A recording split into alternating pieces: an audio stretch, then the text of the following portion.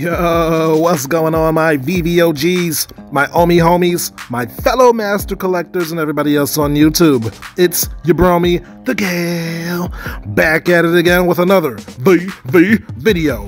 Ooh, what's going on, my VV fam? It is I, the Gale, once more, here to talk about, you guessed it, the Marvel Mighties. In this video, I just want to talk about the Marvel Mighties. I want to go over the current situation. I want to check out the marketplace, and I just want to talk about why I like them and why I think that they might be sleepers. So without further ado, let's breeze into it. Okay, so let it be known that today is July 10th, 2022, the day of recording. I do have the full Marvel Mighty sets up to date. I have every single set of the Marvel Mighties, just so you guys are aware. So with that, let's go to the secondary market and scroll down to the Marvel Mighties brand so that we may see the current situation regarding, you know, prices and how many are left in the market. So yeah, let's just start from top to bottom. As we can see, there's 142 Beta Ray Bills. Beta Ray Bill is currently the scarcest Marvel Mighty to date with 1,500 editions. He currently has a floor of 157, so I think that's something important to take note of. Shout out Foster Hill. I see you, player. But yeah, let's keep scrolling. I want to touch on Dr. Doom. He's like one of the best Marvel Mighties in my opinion. He's currently got a floor of 274 gems. He has nearly 5,000 editions total, so that's something to take note of. I want to take a look at Deadpool the Duck, another secret rare, a floor of 110. I'm kind of upset because I paid like 170 for him like last week.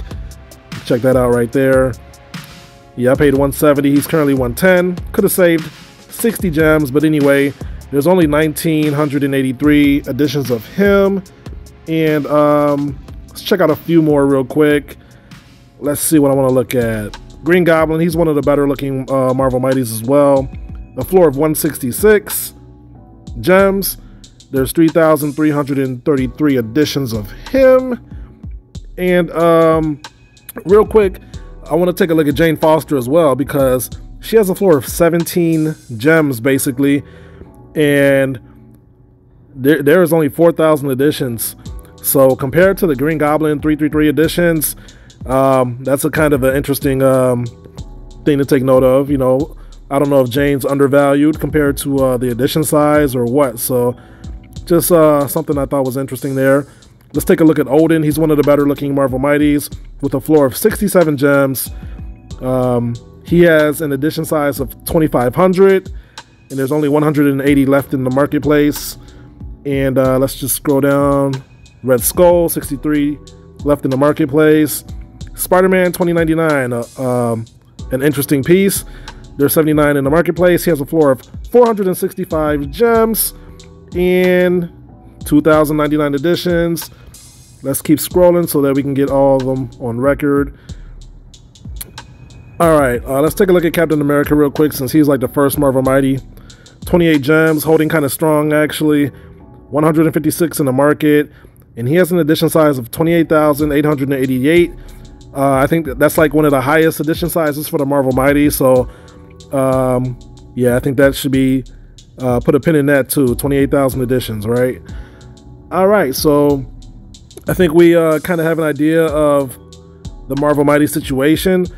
I think all the Marvel Mighties have basically under what, 300 left in the secondary market, so these are kind of running out.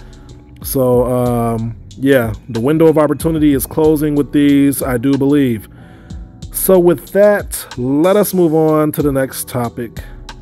Okay, so one of the reasons why I like the Marvel Mighties is because they kind of remind me of Funko collectibles, and that's a very popular collectible brand, and I can see people relating these to Funkos as well. So I came up with the question. I asked myself, like, how many Funkos are, you know, produced per character? So this article is from 2 years old, but I think it's still relevant. So there are some pops which are said to be limited edition, but are limited to numbers as high as 20,000 or even 40,000 or more. This is often the case for many of the limited run exclusives, including those on the Funko shop. The PX exclusive Star-Lord from Guardians of the Galaxy, for example, is one of those 20,000 limited edition figures. Common Funko Punks or Pops. Where it becomes even less clear is where you start to look at common Pops. There are plenty of Pops now with an open production runs or runs which go on for a number of years. Runs over 100,000 are now easy to imagine. Just at the start of 2020, 2 figures were released with both of these, one after the other, breaking all previous pre-order records. The first was Iron Man from the Endgame, and the second was the child from the Mandalorian, aka Baby Yoda, of course. What sort of numbers are we looking at here in that case? We actually don't know how many of each pop are made for most figures. Only those where they want you to know that they don't have an unlimited supply. So, with that being said, let's go back to the Veve app where, let's start with Captain America. He has 28,000 editions, and I think that's the highest of the Funko Pops. So we know for a fact that there are only 28,888 editions. So that's like a huge plus, because unlike the regular Funko brand, these aren't Funkos, by the way, for the record. These are Marvel Mighties, exclusive to Veve, but I'm comparing them to Funkos. We can tell how many there are. We know more won't be created. Yeah, so that's like a huge bonus for me. I like being able to look at any given collectible and seeing that there is only 4,888 of the Red Skull and no more will be created, but they can be burned. So, or maybe in the future they can be burned because they're NFTs. So the quantity may even be more scarce in the future. So that's a huge bonus for me. And that's one of the reasons why I think these Marvel Mighties are sleepers. Yeah, let's move on to another reason. So another reason why I think the Marvel Mighties are sleepers is because NFTs are sleepers, right? And, you know, as time goes on, NFTs are getting more awareness. But coupled with that is the Marvel Cinematic Universe. They are not slowing down. They are taking the cinematic world by storm. And Disney Plus is like a huge player in the streaming game. And as you can see on the screen, all of these shows are either currently streaming or are yet to stream. So Marvel is not slowing down. And I think these Marvel Mighties exclusive to Veve may be sought after in the future.